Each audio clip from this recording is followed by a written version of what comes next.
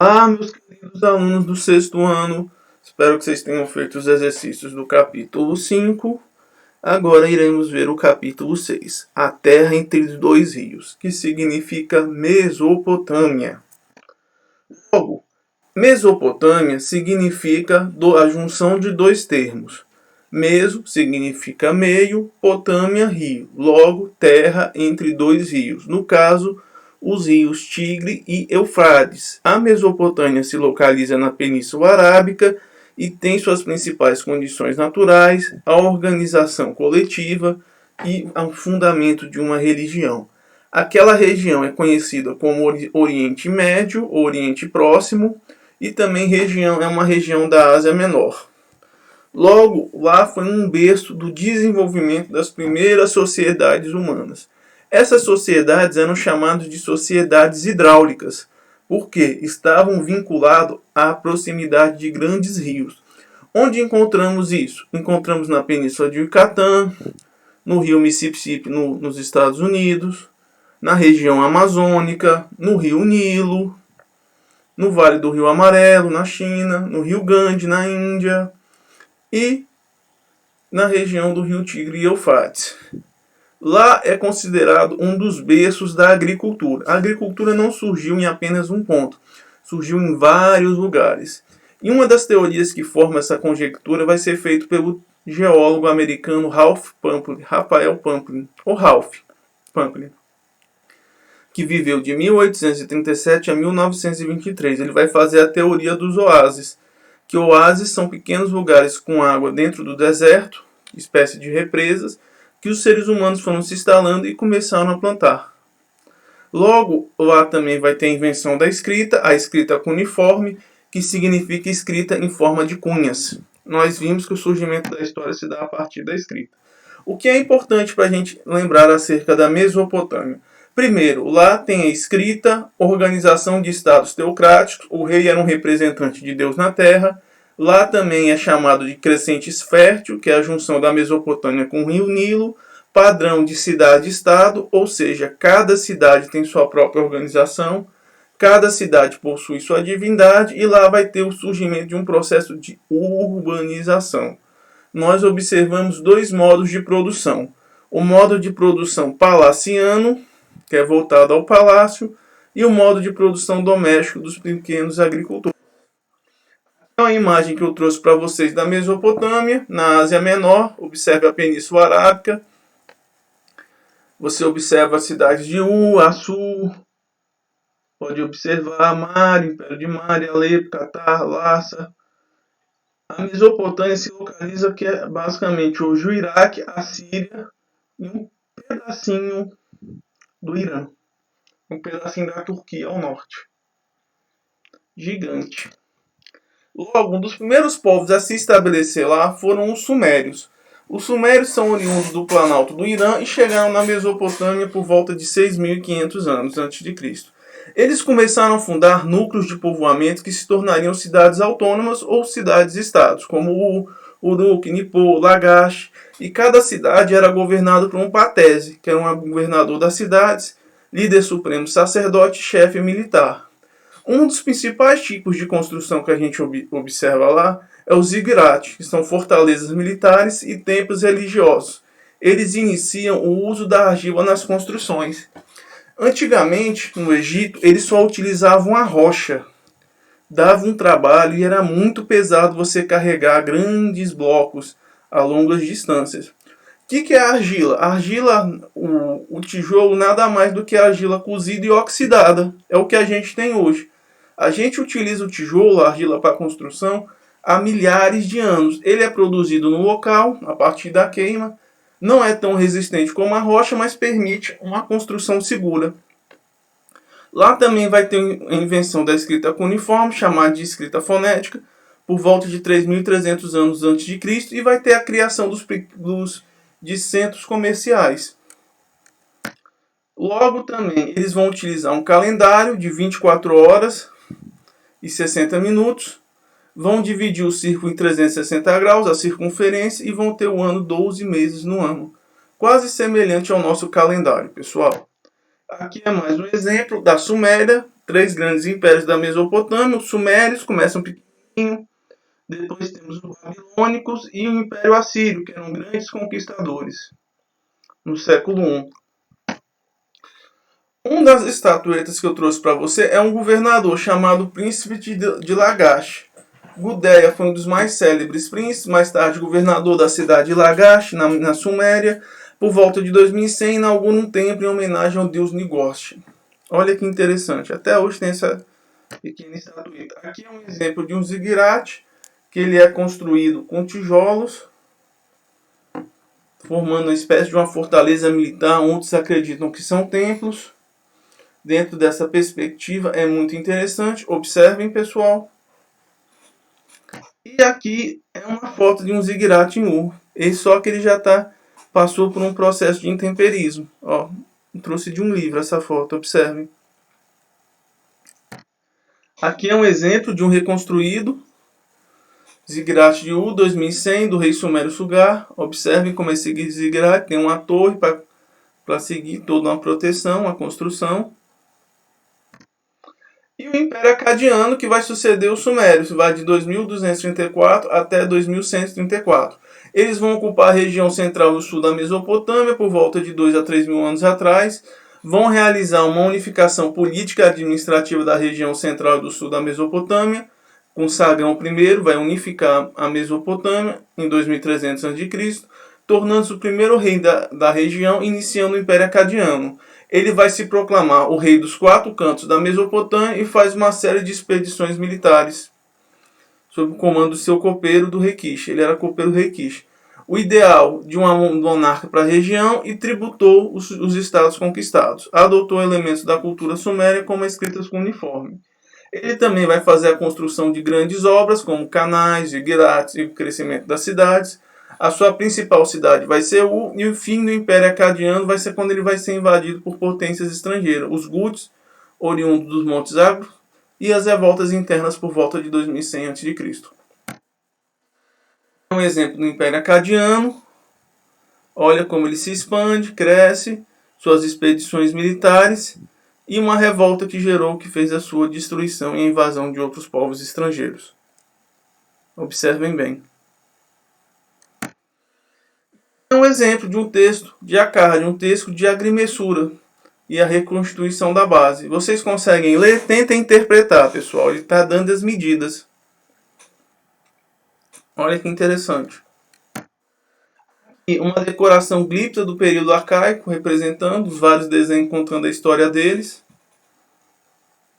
Olha que bacana. E aqui a máscara do rei Sagrão.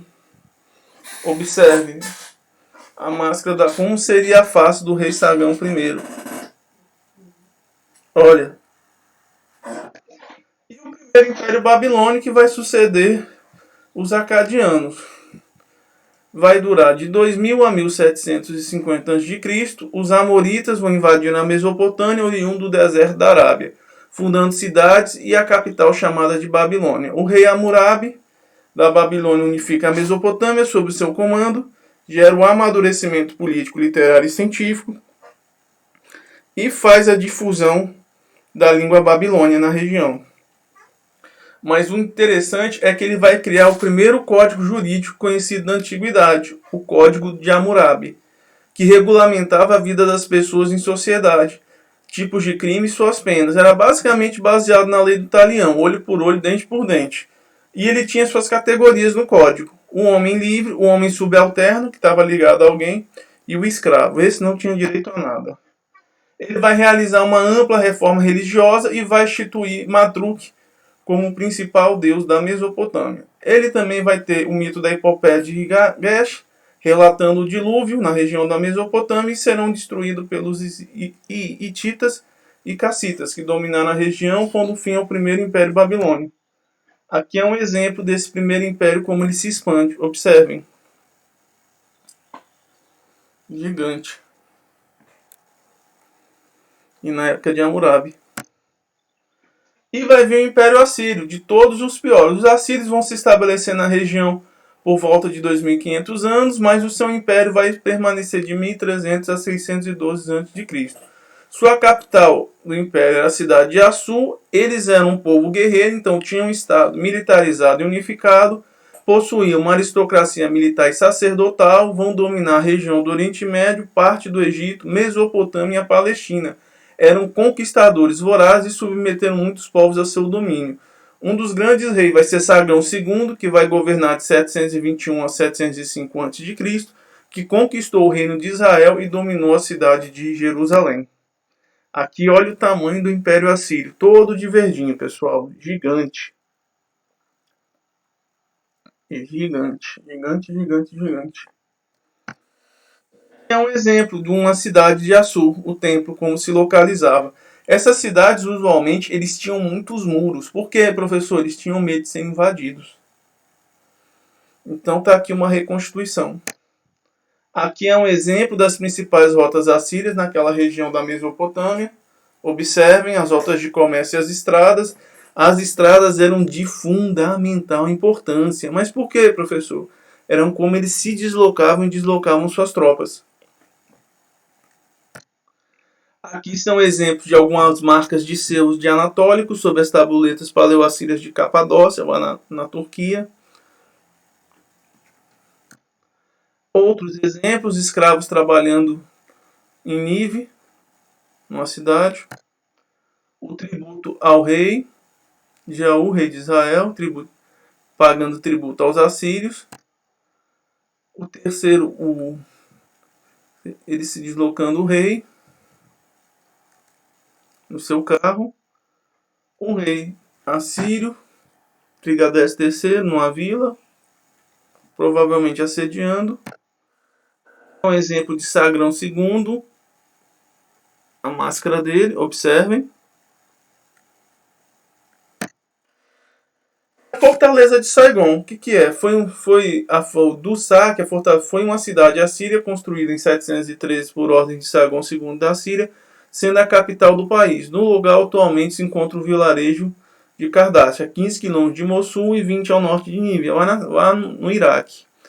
O primeiro a escavar essa cidade foi o cônsul francês Paul-Émile Bot, em 1843. Bot acreditava que Kubus era a localização da cidade de Nível. Observem as portas, é mais ou menos o modelo. Aqui é um exemplo de uma representação assíria, muito parecida com a persa. Observem a cabeça no cavalo, espécie de um homem animal, representando o poder. Na verdade, representa Assur, deus dos assírios. E esse Império Assírio? O apogeu foi no século VII, durante os reinados de Senaqueribe, de 1705 a 681, Assurbanipal, de 662 a 631, foi o apogeu. A capital foi transferida de Assur para Nínive e eles foram derrotados pelo Império Elam, que era vizinho, que ficava no Irã, em 646, e pelos árabes em 605 a.C.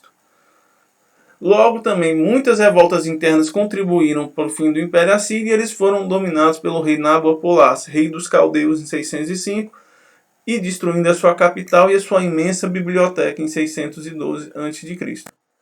Logo, quem vai surgir vai ser o segundo Império Babilônio, ou Império Neobabilônio, que vai durar quase 100 anos, de 612 a 539. Logo, os caldeus eram um povo de origem semita que derrotou os assírios e ocupou sua capital. É chamado de Império Neobabilônio e o apogeu vai ser com Nabucodonosor II. Foi o apogeu do Império Babilônico, construindo grandes obras públicas, como os Jardins Suspensos, que era uma das 7 maravilhas da antiguidade. Dominou parte do Líbano, naquela época era chamado de Fenícia, Síria, Palestina, chama a terra de Atate. Destruiu Jerusalém em 586 a.C. e assediou Tiro entre 585 a 572 e teve um conflito com o Egito entre 588 a 68. Escravizou os hebreus na Palestina e levou para sua capital para trabalhar. Esse episódio é chamado de Cativeiro da Babilônia. O Império Neobabilônio foi dominado pelo rei persa Ciro I em 539, passando ao domínio dos persas, depondo Nabonidus, o último rei dos caldeus.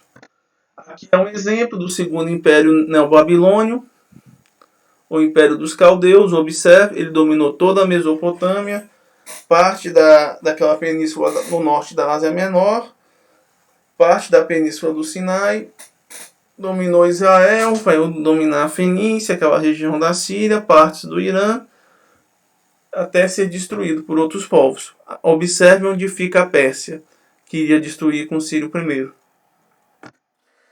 E algumas obras, uma dessas grandes obras é a Porta de Estar, que foi o oitavo portal da cidade Mesopotâmia da Babilônia. Foi construída por Nabucodonosor em 575 e é dedicada à deusa Estar. O portal foi construído em fileiras de azulejo azul brilhantes mesclados com faixa de relevo ilustrando sírios, dragões e aruaques. Isso vai ser descoberto por arqueólogos, sendo reconstruído na Alemanha, para quem quiser visitar. Localize no Museu de Pergamon em Berlim. Aqui é um exemplo da cronologia desses reinos: Babilônia, Medeia, Pérsia, Nabucodonosor, Amil-Madruk, Nergissar, Labish-Madruk, Nabonidus, que foi o último, que contém com Ciro, Ciro II, que foi o dominador, Cambises e Dário. São exemplos de algumas inscrições neobabilônias, desses grafismos. Aqui é um exemplo de uma cidade, uma planta de uma cidade deles, observem. Sempre com fortalezas e muros para proteção, porque eles tinham medo de invasões. E aqui é um exemplo de um templo. É muito conhecido a história da Torre de Babel, é um mito bíblico. O que aconteceu? O homem queria se igualar a Deus para conversar com ele. Logo, ele começou a construir uma torre que chegasse até os céus. Deus, não querendo ser incomodado, o que Deus fez? Vou pegar uma peça nessa galerinha. Ele inventa a poligenia. No caso, as línguas. Cada um começa a falar uma língua diferente. Aí quando um pedia um martelo, o outro trazia o serrote. O outro trazia o serrote para trazer um martelo. E começou a gerar umas grandes brigas. Nisso a torre vai ficar mal construída e vai acabar caindo e o homem não consegue falar com Deus. Claro que isso é um mito. Aqui é um exemplo de um zigurate gigante construído no século III a.C., localizado em Susa, no Irã. É um dos mais preservados. Aqui do lado é um exemplo de uma maquete de um zigurate. Parece até uma pirâmide, só que ele é feito todo de tijolos. Observem. E os principais deuses da Mesopotâmia. Eu trouxe para vocês uma relação de deuses, demônios, entre outras coisas. E separei. Os deuses cósmicos. Aan, Deus do céu, Deus mais importante, poder supremo, Deus do céu, Pai do céu, Rei do céu. Confere poder aos reis terrenos, sua esposa é Anu, e sua cidade de adoração é Uruk. Eli, o Deus do vento e da terra, decreta a lei para os mortais e controla o destino dos mortais. Enkiu, Deus das águas, que era detentor da magia, da sabedoria, inventor das artes e criador da humanidade, casado com a deusa Nikil. Nergal, Deus dos mortos, manda no mundo subterrâneo. E aqui alguns exemplos. Eu consegui algumas imagens desses deuses para vocês, alguns símbolos. Anu, Enil, Enkiu, Nergal. Os astros. Os astros também eles eram adorados na Mesopotâmia. Tem Sil, que é a deusa Lua, é o deus de Ur, cidade de Abraão, influencia na vida e decisões do humano. Shamash era muito conhecido, juiz do céu e do mundo além, filho de Sil e da deusa Migal. É o deus que castiga os maus e protetor da cidade de Nazal, Shipá, Acal e Assu. Star, deusa do dia, deusa guerreira, que protege os soldados e também deus da noite, deusa protetora. Um exemplo, Shamash, ele é muito citado, juiz do além e do céu. Star, deusa do dia, guerreira, protege os soldados, deusa protetora do mundo. E as forças da natureza, deuses menos poderosos, um deus menos poderoso que os senhores do quatro regiões e dos deuses astrais. Eu coloquei para vocês. Haddad, deus do raio e da tempestade. Gibi, o deus do fogo. Dumizi, Tamu, deus da vegetação. Gizu-Sidá, deus da vegetação. Nizaba, deus da escrita e da astrologia e da inteligência. Haddad, que não era o prefeito de São Paulo, deus do raio e da tempestade. Nimus, deus da vegetação. Nizá, deus da escrita, da astrologia e da inteligência. Outros deuses nacionais adorados pelos povos. Um dos deuses mais famosos, principalmente, vai ser Madruk. Madruk, principalmente na época de Hammurabi II. Ele foi levado como o principal deus da Mesopotâmia. Ele é deus da dominação, da justiça, da chuva. e Assur na época dos assírios, deus dos assírios, pai dos deuses e criadores do mundo. Tinha também, eles acreditavam em gênios, que é a existência de uma série de bons e maus gênios que influenciavam a vida das pessoas para o bem e para o mal. Marduk, Merodach, como ele é apresentado na Bíblia, é um deus protetor da cidade da Babilônia. Tinha um filho de uma relação incestuosa de Equil e Nigat, possuía 4 olhos e ouvidos, via e ouvia tudo. E sua língua saía a chama, apesar de era considerado muito belo. Aqui é um exemplo, você encontra muito nessa representação dentro da literatura. Aqui ele andando numa barca, junto com uma espécie de um cão, de um cachorro. Aqui é um exemplo dele. E Assur. Assur é o deus guardião da cidade de Assur. Ele foi muito elevado na época de dominação assíria. Ele era o deus sol e da condução da terra.